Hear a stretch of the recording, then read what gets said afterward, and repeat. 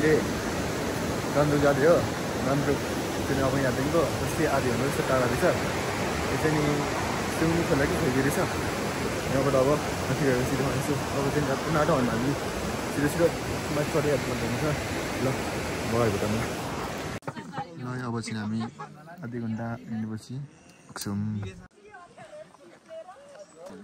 हामी चाहिँ नि पुग्नाटी हो गान्तोक भिलेज मौसम चाहिँ नि त्यही चिसो रहेछ यार चिसा त लुगा पनि लिन यहाँ मामाले गर्दा नि सबै लिएको तल सबै तेरो ज्याकेट एटलिस्ट छ भन्न ब्यागमा मेरो त त्यो पनि छैन मेरो त त्यहाँ फुलबाउलाको भेस्टहरू लिएको थियो नि मैले सबै मामा छ नि भन्दै तपाईँ राखिदिनु भन्नु हो ठिक छ के छ ट्रेन सजिलै रहेछ किनकि हामीले अलिक माथिसम्म नै हाम्रो बोराले लग्यौँ होइन अनि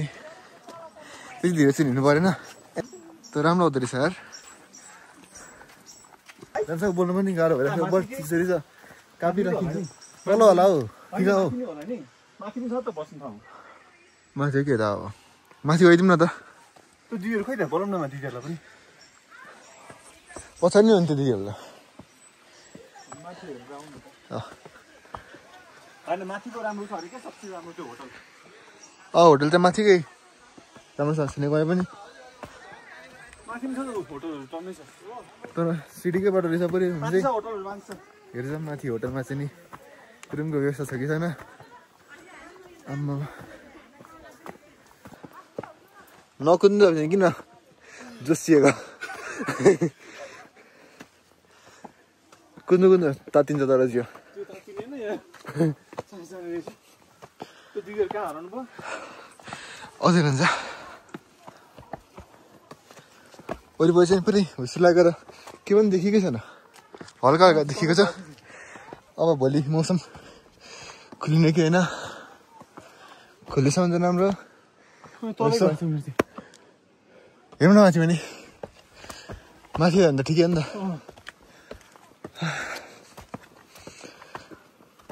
यस्तो टाढो दिएको छ धुवा निस्किँदो रहेछ यार मुखबाट नि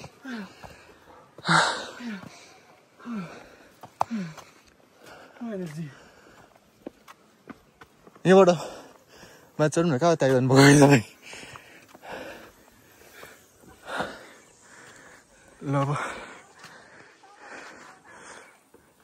यो चाहिँ नि गान्तोक भिलेज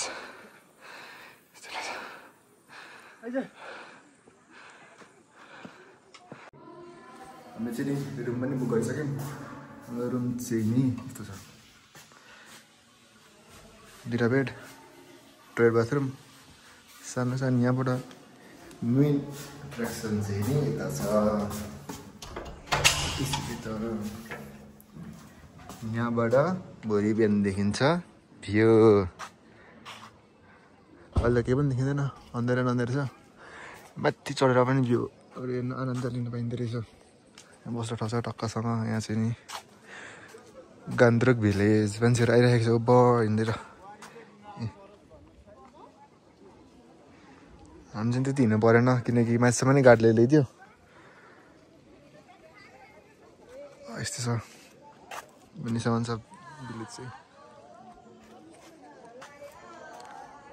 ल अब भोलि बिहान कस्तो के हुन्छ तर अब लास्टै रमाइलो गरेर हुँदो रहेछ नि गीत गर्दै अहिले चाहिँ बिहानको 5 बजी छ बहुत तर कापिरहेको छ फेरि मौसम चाहिँ बिस्तारै खुलिँदैछ है पेट चाहिँ देखिन थालेको छ हल्का हल्का ज्यादा दिन भएर मौसम चाहिँ नखुलिदिएको तर आज चाहिँ बल्ल अलिक खुलिएर हिमाल चाहिँ देखिँदैछ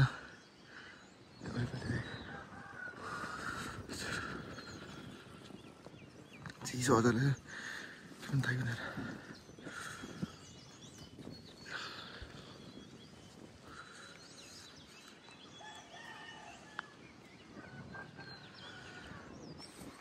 अब चाहिँ हल्का मौसम खुलेपछि फेरि देखाउँछ अहिले चाहिँ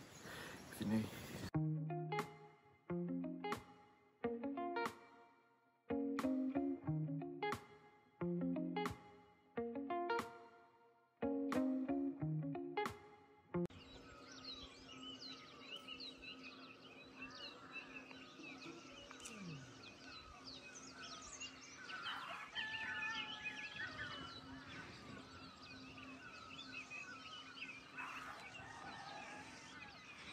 भ्यू चाहिँ पुरै बादलले डाङडुङ ढाकिदिएको छ तर जे भए पनि हल्का भए पनि देखियो अलिकति रिग्रेट चाहिँ भएन भनौँ न आएको त्यस्तो वर्थ नै थियो अब त्यसले पुरै बादल लागेर डाङडुङ भ्यू नै सबै खाइदिएको छ यसरी गाउँ यस्तो छ ओभर दामी छ अब चाहिँ नि तल गइन्छ यसो फ्रेस भइन्छ कस्तो नगरिकन माथि आएको नि त फेरि भ्यू जान्छ भनेर किनकि मुनि गाउँलेहरूले लगाइदियो नि त अघि हुनु हिजो दिन देख्छैन 2-3 दिनदेखिको भन्दै अब पनि तल जान्छु अनि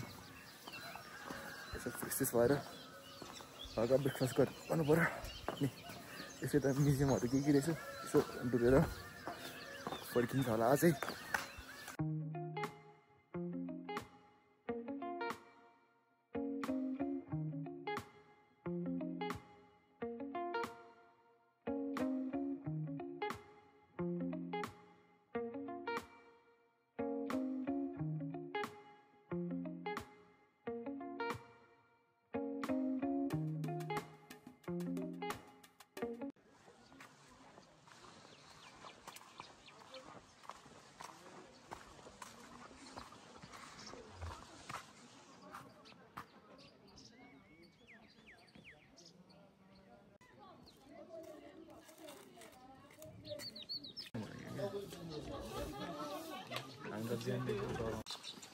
घरले चाहिँ तलबाट जस्तो लागिरहेको छ सोध्नुपर्छ है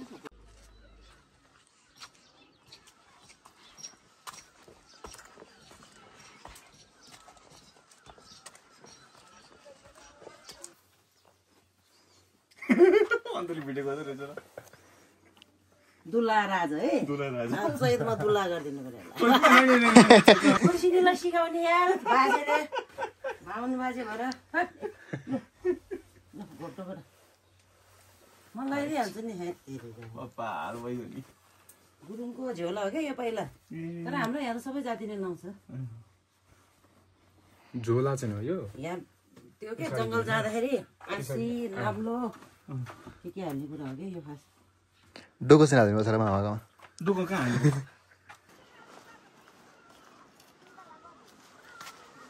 Thank you for visiting.